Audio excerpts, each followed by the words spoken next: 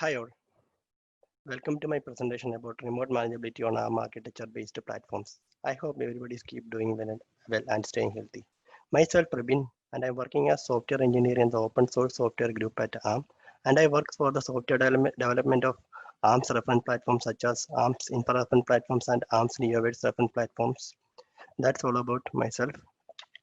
Today in this presentation, I will cover about brief idea on server management overview, and I will cover about how the messaging between BMC and MC components on a server platform is involved.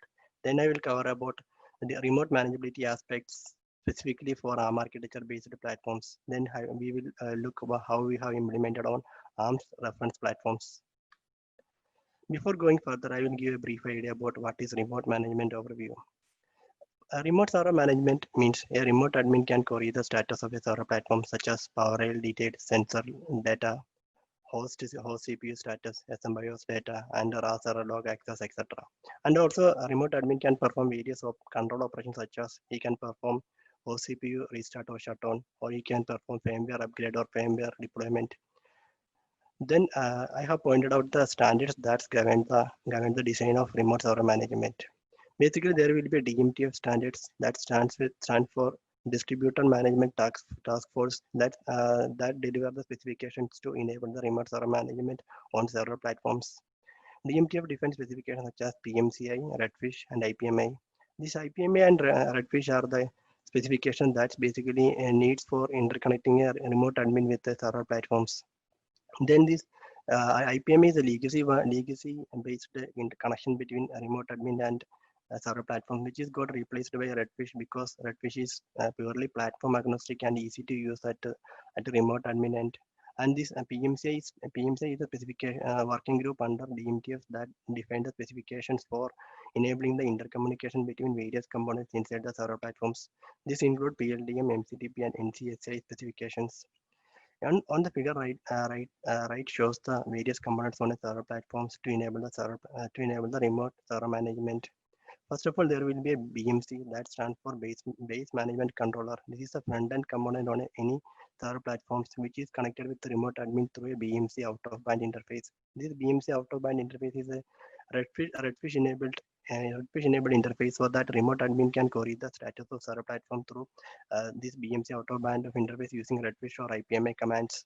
This BMC is running with a firmware called OpenBMC. This OpenBMC is sufficient enough to process the request landed from the remote admin. Once a request is landed from the remote admin, it will initiate the communication with the other commands on the server platforms. Then in the server platform, there will be group or single satellite controller will be there.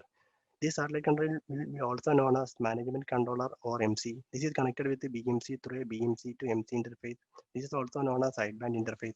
The intention for sideband interface is to enable the communication between BMC and MC to fulfill the remote server management. Then there will be a host CPU. This is the application core that is runs with its own firmware and Linux. And this host CPU is connected with the BMC through a BMC to host interface. This interface include USB, PCI, JTAG, etc. And this host CPU same time is connected with the management controller through a MC2 host interface. The intention of MC2 host interface is to retrieve the data from the host CPU by the management controller. Also, management controller can send the control packets to the host CPU, especially for performing the host CPU restart or performing the firmware upgrade, etc. And there will be an in-band interface directly connect a host CPU with a local admin through an in-band interface. This is the various components on the server platforms, and this is the flow of how the remote server management is work on the server platforms. Next, we can see how the messaging between BMC and MC is happening. Basically, PMCI is the working group under DMTF that defines the specification for enabling the communication between BMC and MC. PMCI stands for Platform Management Component Intercommunication that delivers specifications such as PLDM and MCTP. PLDM stands for Platform Level Data Model. This defines the protocol for communicating between BMC and MC. And MCTP is a next specification under PMCI that stands for Message Component Transport. This deals with how to bind a PLDM stack on a BMC or MC with a transport interface between BMC and MC. This transport interface is a sideband interface. This can be either I2C, eSPI, or UART, etc. Next, I will explain how this PLDM and MCTP stack have been used on BMC and MC with this block diagram. Whenever request is land from a remote admin, the OpenBMC will identify the request and it will encode a PLDM request as per the end use case. Then it will feed the encoded PLDM request to the MCTP stack on the same BMC. This MCTP stack will make a packet that is capable for sending through the transport interface between BMC and MC. Whenever it sends an encoded MCTP packet to the transport interface, this MC will get notified about the incoming packets and read the MCTP packets. Once successfully it's read the MCTP packets, it decode the MCTP packet and send the decoded payload to the PLDM stack on the MC. In PLDM, in the MC in the PLDM stack, it will decode the PLDM request and identify what request is intended for. Then it will action and perform the operations. Once the operation is done, it will encode the response with the status of the operation, and then it will feed into the MCTP stack on the MC. Then it will make it the final packet to send through the transport interface. And at the BMC end, it will get notified about the incoming MCTP packet, and consecutively it use MCTP and PLDM stack to decode the response from the MC. So once it successfully decode the payload from the incoming packets from the MC, it will construct the response and send it back to the remote admin through the same Redfish interfaces. This is how the PMC components of PLDM and MCTP and will working on BMC and MC in management aspects. Next, I will cover about the PLDM packet format that have been used between the PLDM aware endpoints. These PLDM packets include a PLDM payload and a PLDM header. This PLDM payload will be valid only for PLDM response type of packets. If the PLDM message is type of PLDM request, then this payload will be invalid. Now we can look into the PLDM header fields. Basically, there will be instance ID. This is usually set by the sender endpoint to synchronize the order of processing and sending the response from the receiver endpoint device. Then there will be result field. Then there will be a request field. This field most probably this can be either PLDM request or PLDM type. Then there will be a PLDM type field will be there. This PLDM type field varies according to the end use case. If the endpoint want to retrieve any platform specific data from other endpoint, then the PLDM type can be PLDM platform. If the endpoint want to retrieve any BIOS specific information from other endpoint, then this PLDM type can be PLDM BIOS. Or if the endpoint want to retrieve any PLDM specific data from other endpoints, such as getting the PLDM version or want to know the PLDM supporter version, then the PLDM type can be PLDM base. Then there will be header version. This version define what is the PLDM specification it is using. Next, there will be a PLDM command field. This field varies according to the PLDM type. If the PLDM type is set for PLDM platform, then the supported PLDM commands can be PLDM get PDR, PLDM set numeric effector, etc. And if the PLDM type is set for PLDM BIOS, then the supported commands can be PLDM get BIOS table, PLDM set BIOS table, PLDM get set time, etc. This is how the PLDM packet format have been used between the PLDM aware endpoint devices.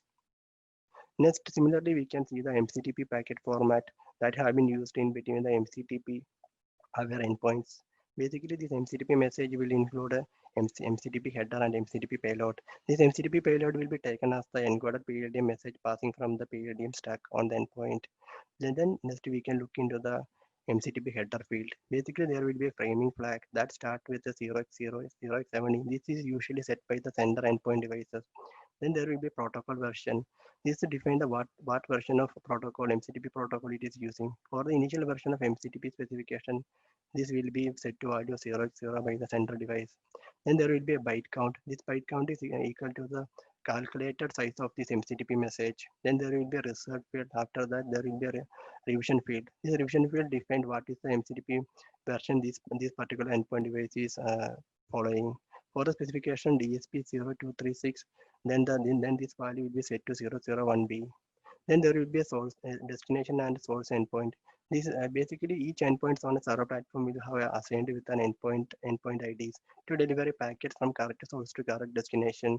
The sender must fill this destination ID and source endpoint ID accordingly. Then there will be a start of message and end of message on the MCTP packet format header. This start of message and end of message indicate that whether this MCTP packet is span and send it over multiple MCTP packets. This SOM will be valid for the first MCTP packet, and this EOM will be valid for the last MCTP packet in the consequent MCTP packets. Then there will be a reserve field. This is all about the MCTP packet format that is following on the MCTP aware devices.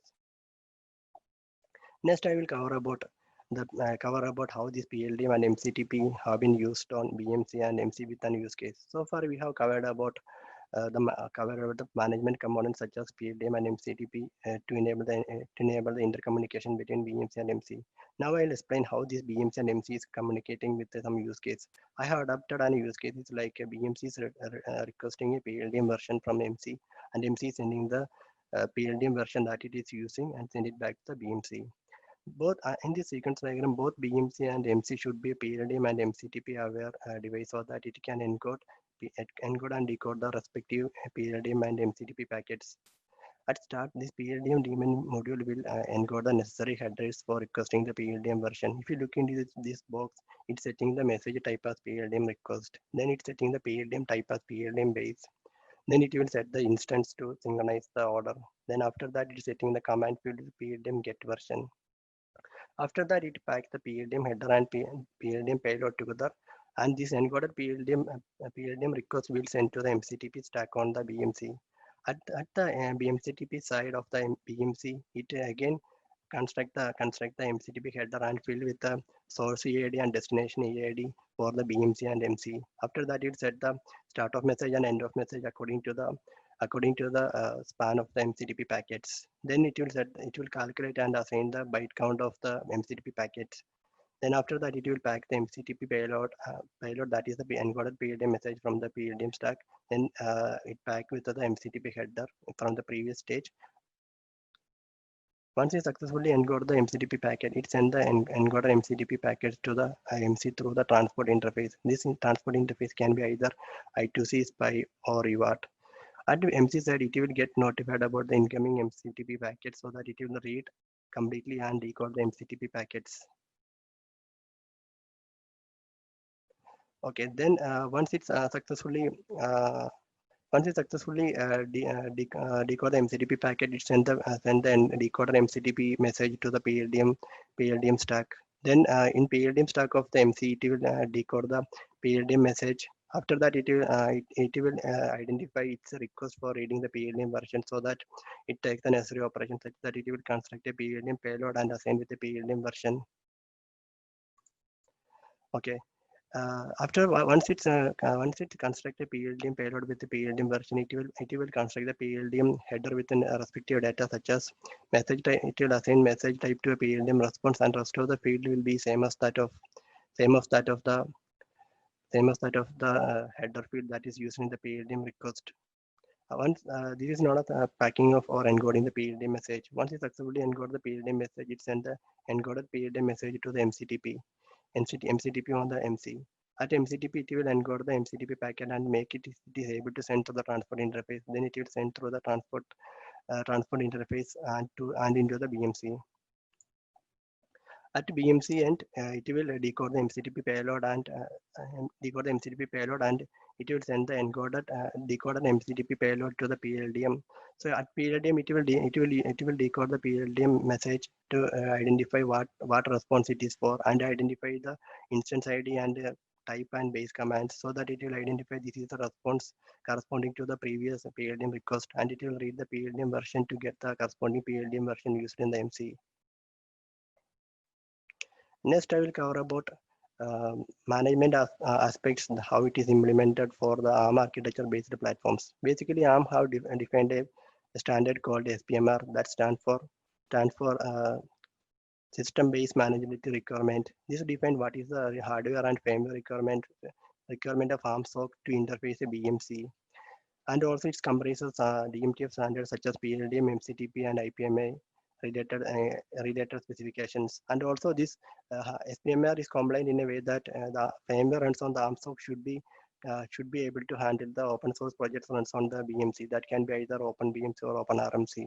There is not that much difference as compared with the previous block diagram. Similarly, here also are the remote admin interfaces, that is the remote out of band interface, that is the Redfish enabled interfaces. And for the case of local admin access, there is also a local in-band interface, that is also a Redfish enabled interfaces. And in the server platform, there will be various input output device and platform element devices such as sensors, fans and power, etc. So that BMC can access other platform also. This BMC have defined in input output device for accessing this. Next we will cover about the architecture of infra open platforms.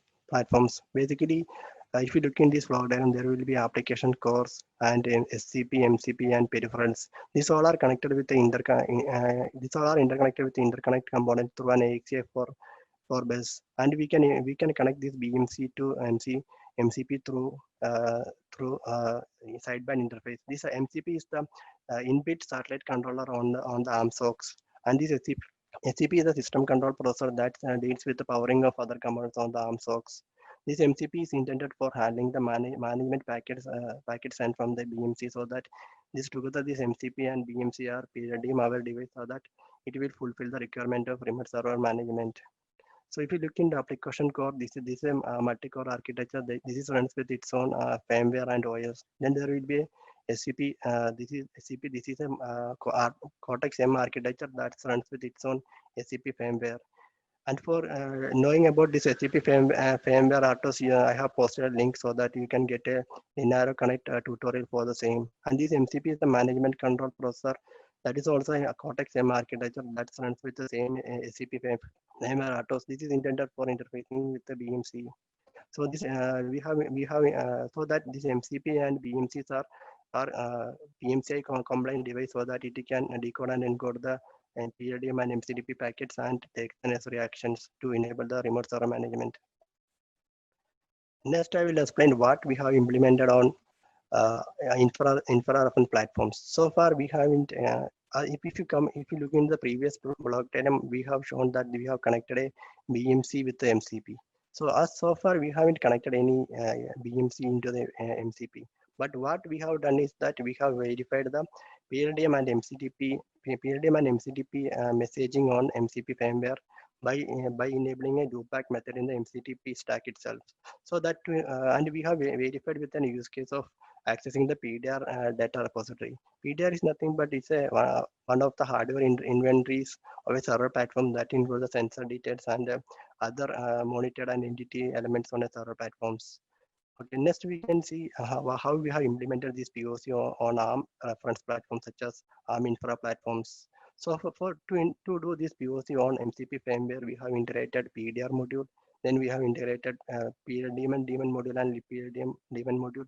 This libPLDM daemon module provides the necessary API to encode and decode the PLDM request. Basically, this PLDM and daemon module will use the APIs of libPLDM module to encode and decode the packets. Then there will be MCTP daemon and libMCTP module. This libMCTP module provides the API to encode and decode the MCTP packets, and this MCTP daemon module will consume these packets.